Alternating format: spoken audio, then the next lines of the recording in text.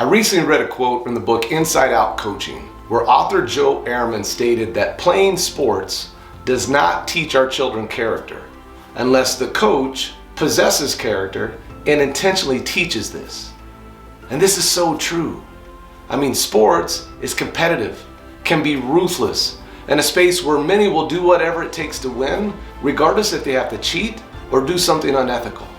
And unless these athletes have a coach of high moral standards to emulate, they'll be influenced by a ruthless game.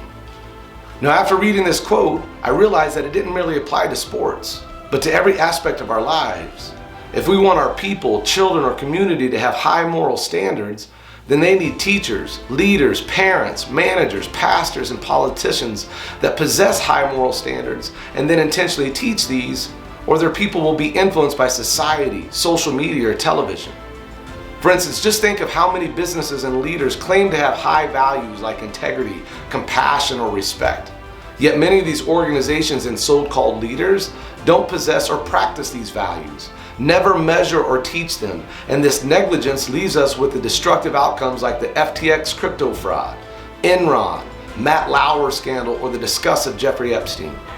Just think of how many parents claim that their family is the most important thing in the world, yet these same parents practice infidelity, neglect their families and personal commitments, and ultimately never show or teach their children what it means to be a morally sound person. And then we wonder why our family structure is so broken and why our children are struggling with identity. See, sports, businesses, and families don't build character unless the leaders in these areas are people of character that intentionally teach it, encourage it, and model it. And regardless of what position you hold, your age or gender, you're all leaders.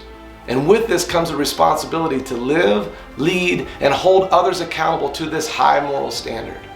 So from here on out, be that teacher, that coach, that leader that guides people to be better. And I guarantee your culture will start to improve.